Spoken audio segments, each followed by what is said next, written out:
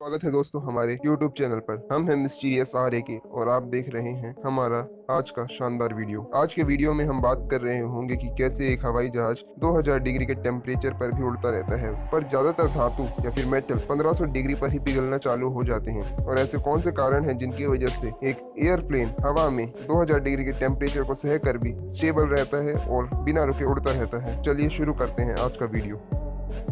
ये समझने से पहले कि एक हवाई जहाज असल में उड़ता कैसे है इतने हाई टेम्परेचर के बावजूद भी, चलिए जानते हैं कि असल में वो उड़ता कैसे है। हवाई जहाज की उड़ने की प्रक्रिया ये है कि हम लोग एयरप्लेन के विंग्स को एक ऐसा स्ट्रक्चर देते हैं जिसकी वजह से एयरप्लेन के विंग्स के नीचे एक हाई प्रेशर क्रिएट हो जाए। जैसा कि हम जानते हैं एक चीज हाई प्रेशर से लो प्रेशर की तरफ जाना पसंद करती है। मान सकते हैं कि आपके घर में पानी भरा है और एक ऐसी जगह है जहाँ पे पानी नहीं है, तो आपके घर में भर रखा पानी क्योंकि वहाँ पर प्रेशर ज्यादा है उस जगह पर जाना पसंद करेगा जहाँ पर पानी कम है। हवाई जहाज की एयरप्लेन के विंग्स के नीचे एक हाई प्रेशर क्रिएट करने के लिए हम लोग एयरप्लेन के विंग्स को एक कर्व स्ट्रक्चर देते हैं। एयरप्लेन के विंग्स के एक साइड कर्व होने की वजह से जहाँ पर एक साइड से हवा को पास होने में 1 सेकंड लगता है, वहीं दूसरी साइड से पास होने के लिए 2 सेकंड लगता है, पर दोनों ही तरफ से सेम अमाउंट में हवा पास हो रही है। पर एक जगह से हवा 2 सेकंड में पास होना और 1 सेकंड पास होने की वजह से एक हाई और लो प्रेशर क्रिएट हो जाता है। इस हाई प्रेशर को रखा जाता है नीचे की तरफ और लो प्रेशर को रखा जाता है ऊपर की तरफ, ताकि वो जहाज नीचे से ऊपर की ओर जा सके।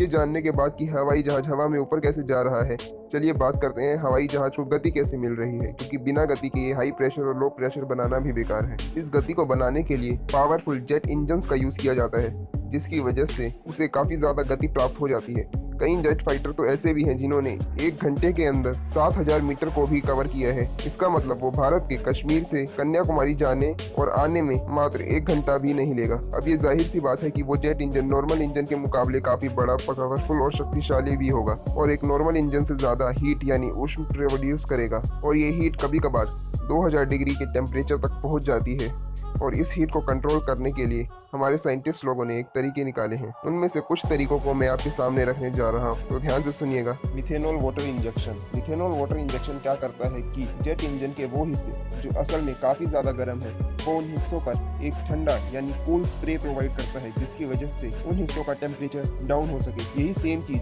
आपके कार्स, बाइक और अदर ट्रांसपोर्टेशन में भी यूज होती है और ये काफी कारीगर है। इसीलिए इसे एक बड़े लेवल यानी कि एक प्लेन के अंदर भी यूज किया जाता है। उदाहरण के लिए आप एक एग्जांपल ले सकते हैं। मान लीजिए आप खाना बना रहे हैं। खाना बनाते वक्त जो आप फ्यूल जला रहे हैं उसकी वजह से कुछ हीट प्रोड्यूस होगी। उनमें से ज्यादातर हीट उस खाने को पकाने में लगेगी और उस हीट का कुछ हिस्सा आपके चूल्हे को गर्म करने में भी इस्तेमाल होगा। अगर आप उस चूल्हे के ऊपर ठंडा पानी डाल दें तो ये जाहिर सी बात है उस खाने बनने की प्रक्रिया में कुछ ज्यादा बदलाव नहीं आएगा, पर वो चूल्हा जरूर ठंडा हो जाएगा। इसका मतलब जेट इंजन को गर्म करने वाली हीट को बैलेंस करने के लिए अगर हम एक कूलेंट स्प्रे का इस्तेमाल करें तो जेट इंजन के टेम्परेचर में एक चेंज लाया जा सकता है। और हमारा दूसरा तरीका है कि हम इस्तेमाल करें एक परफेक्टली ऑर्गेनाइज्ड और स्ट्रक्चर्ड जेट इंजन का। जैसा कि आप अपनी स्क्रीन पर देखेंगे कि एक परफेक्टली ऑर्गेनाइज्ड जेट इंजन कैसा होता है। जेट इंजन के अंदर 3 हिस्से हैं। पहला एक शाफ्ट, दूसरा कोर एंड एक आउटर कोर, और ये तीनों पार्ट एक दूसरे से डायरेक्टली कनेक्टेड नहीं है। अगर देखा जाए ध्यान से तो इनके बीच में कुछ स्पेस को रखा गया है जिसे एयर गैप भी कहा जाता है।